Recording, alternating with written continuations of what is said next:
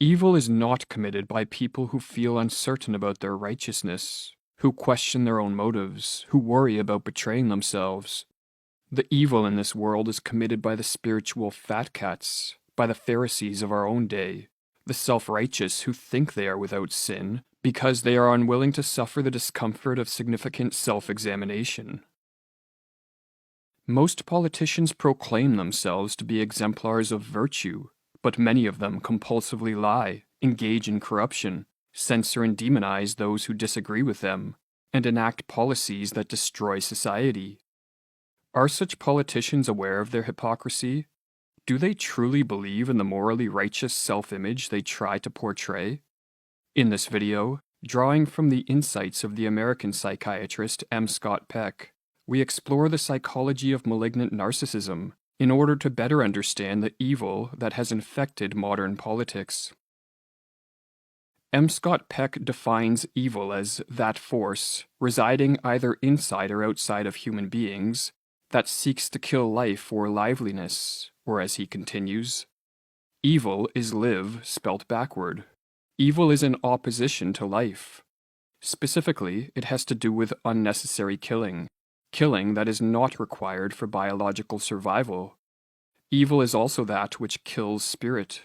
There are various essential attributes of life, particularly human life, such as sentience, mobility, awareness, growth, autonomy, will. It is possible to kill or attempt to kill one of these attributes without actually destroying the body. All of us are capable of committing evil acts, for as Alexander Solzhenitsyn noted, the line dividing good and evil cuts through the heart of every human being. Nonetheless, two types of people are particularly prone to evil actions: psychopaths and malignant narcissists. The psychopath's potential for evil is well known, but it is the malignant narcissists who may be responsible for more of the world's evil, as they outnumber the psychopaths. And as Peck writes in his book, The People of the Lie, it would be quite appropriate to classify evil people as constituting a specific variant of the narcissistic personality disorder. Psychiatrists have begun to pay increasing attention to the phenomenon of narcissism, but our understanding of the subject is still in its infancy. The central characteristic of narcissism is an inflated sense of self.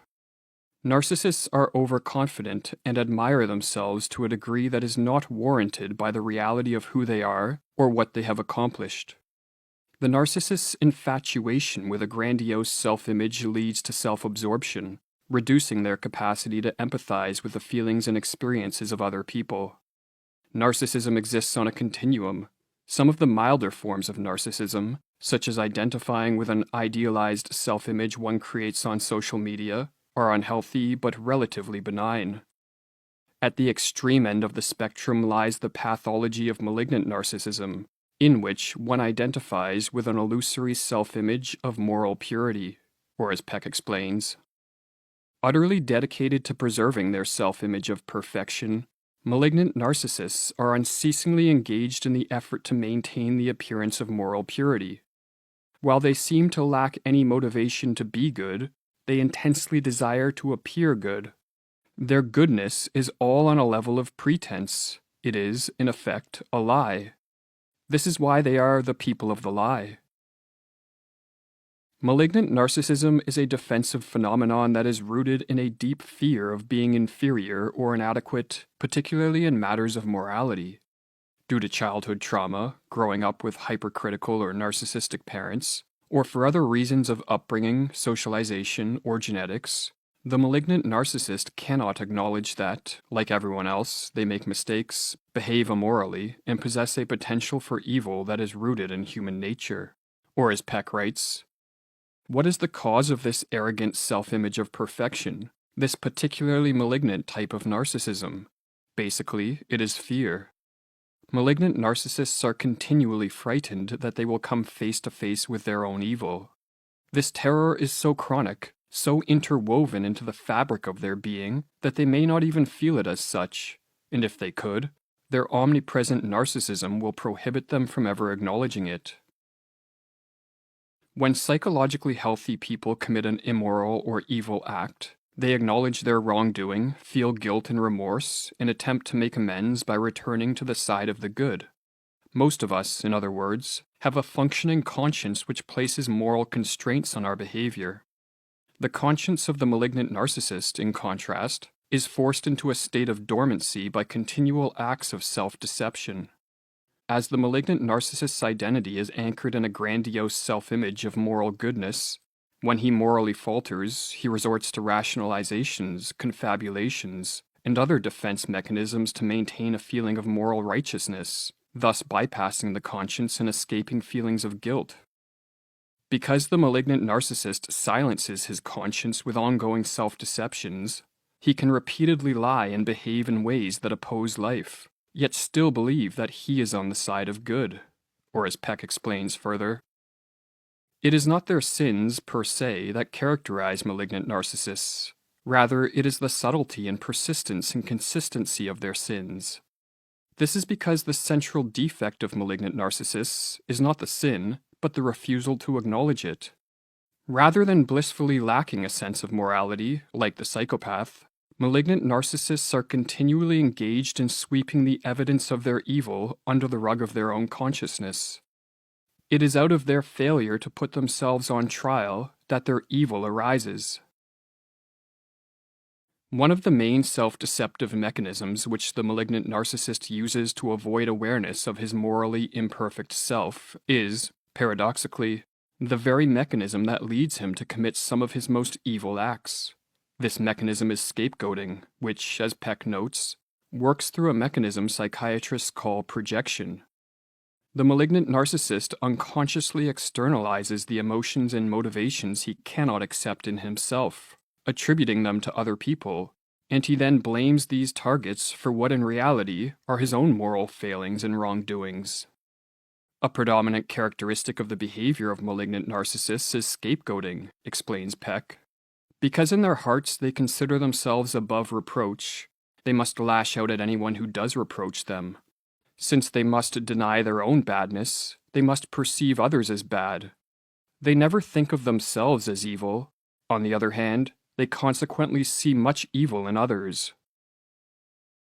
Narcissistic scapegoating is on full display in the political world. Many politicians today are so desperate to appear morally righteous that they categorically refuse to consider the possibility that their policies, mandates, and social reforms are the primary drivers of much that is wrong with society. When presented with evidence of their catastrophic failures, or when other people challenge their morally flawless self-image, political malignant narcissists double down on their policies and heap the blame for society's problems upon their favored scapegoats, be it other nations, political opponents, or individuals who merely happen to hold differing political views, or as Peck explains, strangely enough, malignant narcissists are often destructive because they are attempting to destroy evil. The problem is that they misplace the locus of the evil. Instead of destroying others, they should be destroying the sickness within themselves. As life often threatens their self-image of perfection, malignant narcissists are often busily engaged in hating and destroying that life, usually in the name of righteousness. They sacrifice others to preserve their self-image of perfection. They create for those under their dominion a miniature sick society. In observing the sick state of society, we may be tempted to impose the diagnosis of malignant narcissism on any politician we disapprove of. But in so doing, we run the risk not only of a misdiagnosis, but worse, of mimicking the malignant narcissist's scapegoating behavior. Or as Peck reflects, indeed, might I not be guilty of evil myself by so labeling others who disagree with my opinions? Might I not be misusing the concept of evil by facilely applying it to any and all who oppose my judgment? To avoid misdiagnosing and scapegoating others, we need to become more conscious of our dark side. For the more aware we are of our own moral failures and potential for evil, the less likely we are to project our dark side onto others. Or as Jung writes, many projections can ultimately be integrated back into the individual once he recognizes their subjective origin. But by facing up to our dark side, we do more than withdraw our projections. We also develop a sixth sense to detect the darkness which lurks behind the malignant narcissist's morally pure mask. For as the psychologist Marie-Louise von Franz observed, if one knows about the evil possibilities within oneself, then one develops a kind of second sight, or capacity for getting a whiff of the same thing in other people. To go down into the depths of one's own evil enables one usually to develop the instinctual recognition of corresponding elements in other people. With a heightened capacity to detect evil, we can help others overcome their naivety regarding the reality of human evil. For the reason malignant narcissists are able to gain popular support and persist in positions of political power is because most people refuse to fathom the fact that someone who tries so hard to appear good can in reality be morally corrupt. Most people, in other words, do not recognize that evil has a tendency to cloak itself in the good.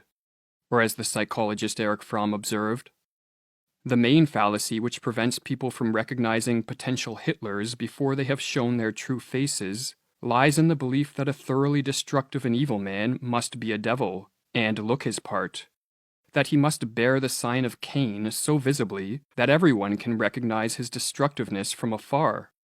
Such devils exist, but they are rare. Much more often the intensely destructive person will show a front of kindliness. He will speak of his ideals and good intentions. Hence, as long as one believes that the evil man wears horns, one will not discover an evil man. As more of us become aware of the political evil that is dividing and destroying society, we should try, as much as possible, not to let anger and hatred sully our attempts to be a force of good. Malignant narcissists are easy to hate, but harboring hatred only nourishes their malevolence and makes us easy targets of scapegoating. Hatred also harms us through the stress it generates in the mind and body. Rather than stewing in hatred, we should focus our energies on spreading the truth, as truth is one of the greatest weapons against evil, hence why Satan is often referred to as the father of lies.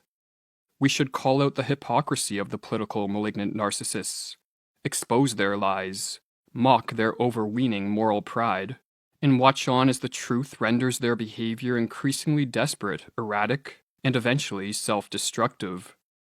Pride goeth before the fall, or as M. Scott Peck concludes, the evil hate the light of goodness that shows them up, the light of scrutiny that exposes them, the light of truth that penetrates their deception.